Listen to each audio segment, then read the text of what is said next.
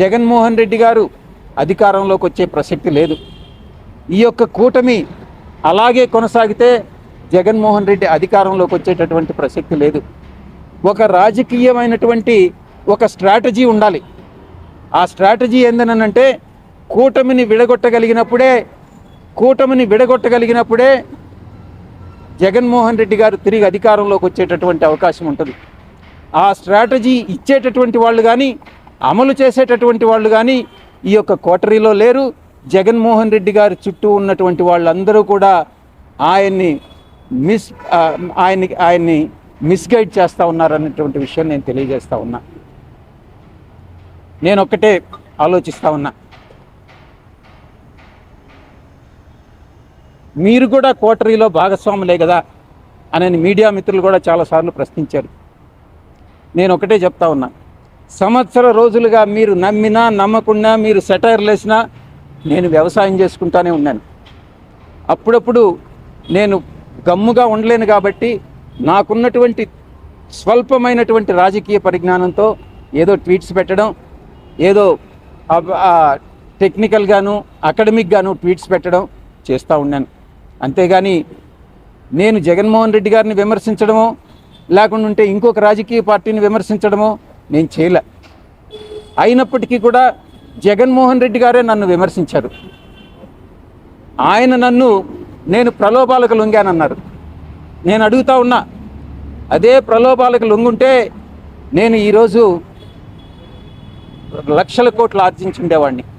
నాకు అది నేను నమ్మినటువంటి ఆ వెంకటేశ్వర స్వామి సాక్షిగా చెప్తా ఉన్నా, ఎవరి దగ్గర విజయసాయిరెడ్డి డబ్బులు ఆశించి చేయి చాచలేదు, భవిష్యత్తులో అటువంటి చాచే అవకాశం లేదు అని నేను ఈ పత్రికాముఖంగా తెలియజేసుకుంటా ఉన్నా. జగన్మోహన్ రెడ్డి గారు ఈ స్టేట్మెంట్ విత్డ్రా చేసుకోవాలి. చంద్రబాబు నాయుడు గారు చేస్తున్నటువంటి ఈ హరాస్మెంట్ ఏదైతే ఉందో అది నిలపాలి.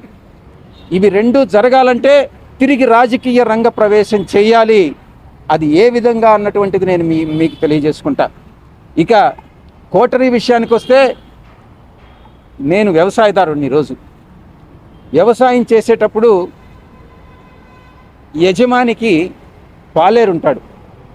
పాలేరు ఎడ్ల బండి తోలుతాడు, బండిలో ఎరువులు తోలుతాడు, అదే బండిలో పెస్టిసైడ్స్ తోలుతాడు, అదే బండిలో అదే ఎద్దులతో దుక్క దున్నిస్తాడు, అదే దాంతో హార్వెస్టింగ్ చేస్తారు.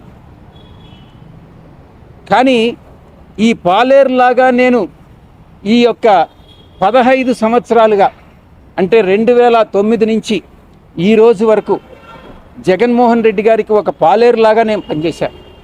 చిత్తశుద్ధితో నిజాయితీగా పనిచేశా జగన్మోహన్ రెడ్డి గారికి. చంద్రబాబు గారు నాయుడు ఎంత దూరమైనా పోయి విమర్శించేటటువంటి స్థితిని తీసుకెళ్ళాను నేను. కానీ జగన్మోహన్ రెడ్డి గారు నాకు ఇచ్చినటువంటి రివార్డ్ ఏందని అంటే పొగబెట్టి బయటకు పంపించడం, కోటరీ మాటలు నమ్మి. ఇది ఆయన చేసినటువంటి నాకు సహాయం. ఒక పాలేరుగా పనిచేసినటువంటి నేను, పాలేరులాగా పనిచేసినటువంటి నేను, ఒకవైపు అయితే కోటరీలో మీరు అనుకున్నట్టు నేను భాగస్వామిని కావచ్చు. ఆ కోటరీలో ఉన్నటువంటి చాలామంది సభ్యులు పందికొక్కుల్లాగా ఏదైతే జగన్మోహన్ రెడ్డి గారు కష్టపడి పండించి ఆయనకు పాలేరులాగా పనిచేసి నేను పండించి ఆయన కోసం నేను శ్రమపడ్డానో దాన్ని పందికొక్కుల్లాగా తిన్నటువంటిదే ఈ కోటరీలో ఉన్నటువంటి కొంతమంది సభ్యులు. ఈ రోజు కూడా వాళ్ళు తింటూనే ఉన్నారు.